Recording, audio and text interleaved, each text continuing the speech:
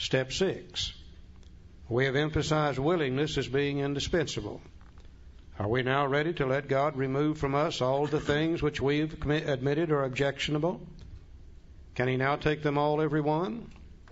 If we still cling to something we will not let go, we ask God to help us be willing, and that's all of step 6.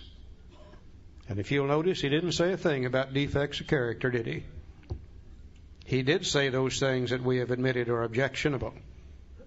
Now, surely, in step 4 and 5, when we looked out into that 5th column, and we saw that old selfish, dishonest, self-seeking, frightened, inconsiderate character that we had become, when we saw that those are what cause us to do the things that hurt people, they in turn retaliate, we in turn resent, we're afraid, we're filled with guilt and remorse, causes us to drink, then surely those things in the 5th column have now become objectionable to us. Are we ready to turn them loose? If we are, we're through with step 6. The book recognizes, though, that self cannot always overcome self. Because it says if we're not ready, we ask God to help us be willing to turn these things loose. Now, you would think when we see what they do to us, we'd be more than willing. But sometimes we're not. You know, we human beings are funny people. So sometimes we would rather sit in today's pain and suffering because we've kind of learned how to take care of that. Sometimes we would rather sit in today's pain and suffering than take a chance on changing in the future because we don't know what change will bring. You see, if I have to get rid of my selfishness and become unselfish, then how am I going to get what I want in the future? If I'm going to have to get rid of my dishonesty and start operating honestly, how in the hell am I going to make a living? I don't know nothing about honesty when I get here. If I'm going to have to start getting rid of my self-seeking, frightened character and start operating on courage, that scares the hell out of me. I don't know nothing about that. If I'm going to have to start considering other people and their needs and their wants, then who's going to take care of me? Sometimes we would rather sit in today's pain than take a chance on changing in the future. And the book recognized that and said if you're not willing, you ask God to help you be willing. And with God's help, we become willing. We're through with 6.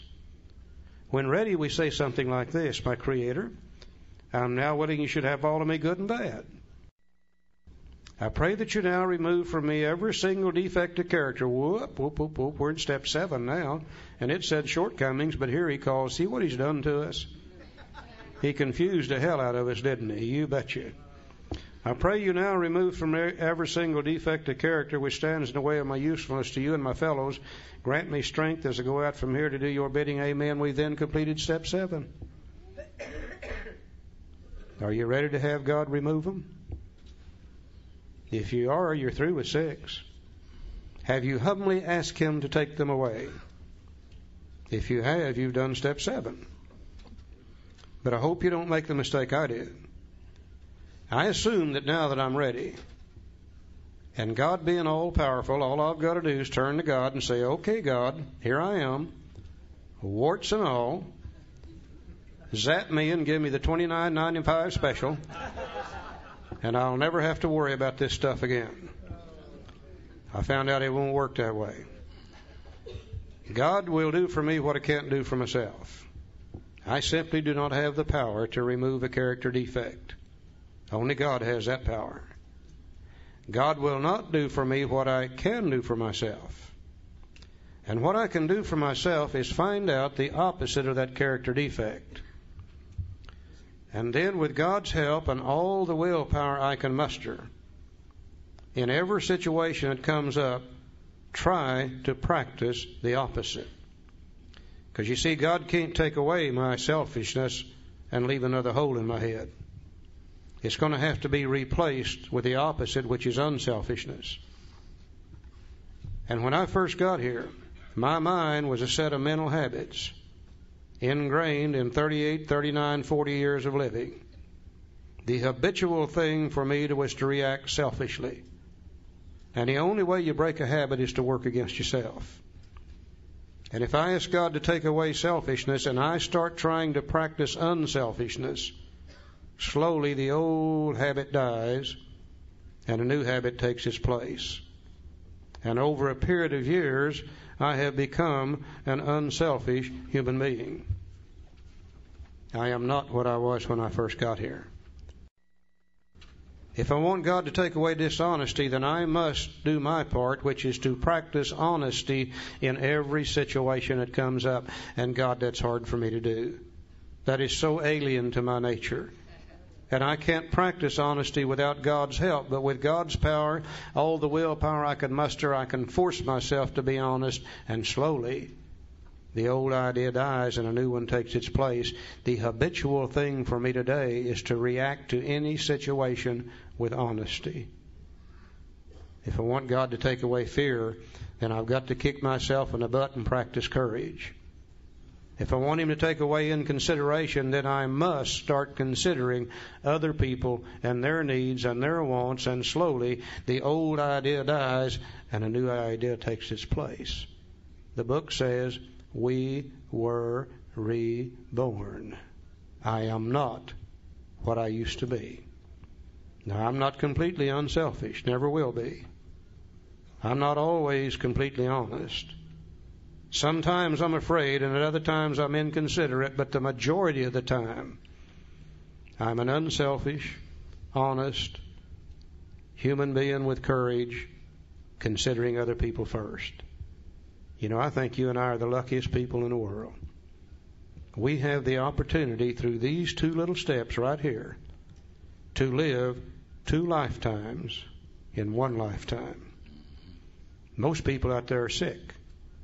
Most of them are going to the grave sick, not even knowing they're sick. We not only know we're sick, we know what's wrong with us. We found it in steps 4 and 5, and in 6 and 7, we can do something about it, and we can change it, and we become entirely different human beings. Most people don't get that opportunity. Now be careful. For God's sake, be careful. Because if you really accept this as the correct thing, the right thing, then that means from this day on, you are responsible for what you are. I can't blame it on Barbara any longer. Can't blame it on Mother and Dad. I can't blame it on God, and I can't blame it on society. If I stay selfish, dishonest, self-seeking, frightened, and inconsiderate, it's got to be because that's the way I want to be. I no longer have the luxury of blaming it on others because I don't have to be that way. And you know what I found out? I found out that when you become unselfish, people start kind of liking you a little better than they did before. I found out when you start becoming honest, well, hell, you feel better about yourself. That's the way you build self-esteem, is to do the right thing for a change. I found out when I practice with courage and operate on courage instead of fear, I do things that makes me feel better. And I quit doing things that used to make me feel so bad. Oh, I found out that there's real pleasure in considering other people first and giving to others before you take for yourself. I didn't know that. How in the hell could I know that? I'd never been that way before. This thing absolutely amazes me in what happens to us and the simplicity of this thing if we'll just do what the book says, Joe. You know, there's always a paradox in AA. To give you an idea what a paradox is, how many of you ever called your sponsor so you could listen? We always call them so we can talk, right? That's the paradox. And the paradox here in these 2 steps is that they use the doctor's opinion in the first 4 chapters to do step 1 and 2. 3.5 pages for step 3, 8 pages for step 4, 4 pages for step 5, and a whole chapter devoted to working with others. The paradox is that 2 of the biggest steps in all of Alcoholics Anonymous is on 2 little paragraphs, 6 and 7. And these are the tools of change. These are the tools of acceptance. A lot of people talk about just run around accepting things. I accept this, I accept that. Well, I can't do that. Acceptance comes after some actions. 6 and 7, the acceptance comes after the actions of 6 and 7. You know, there's a story in another book about this guy named Judas. Judas could not accept what he had done. And what did he do? He killed himself. That's the importance of acceptance. And you can't accept anything unless You take some actions. And he didn't do steps 6 and 7, didn't have them. And the other story is that there's a story in this other book about this guy. His name was Saul. Saul was riding his ass on the way to Damascus. Big bolt of lightning come down, knocked him off his ass on his ass. That's the way I read it. He gets up and he dusted himself off, and this big voice come out of the sky and said, "Saul, can we talk?" Yeah, we can talk. What do you want to talk about? Had to get his attention, didn't he? Maybe alcoholism had to get our attention. And he said, "Yeah, Saul, you've been a very selfish individual, and you've harmed a lot of people, and you're very resentful and angry, and you've harmed a lot of people by those attitudes." And he said, "I want you to quit doing that." And he said, "Well, how do you quit doing that?" He said, "Well, do these things. And if you'll do that, then you'll make a change. And when you change, then we'll call you Paul." Well, he did those things and became Paul. Now, we know that Paul was one of the greatest writers the world's ever known. And in the town of Corinth, they asked Paul one day, said, "Paul, what is the secret to living?" And he said, "The secret to living is daily dying. The old Saul had to die so the new Paul came alive." You see, 6 and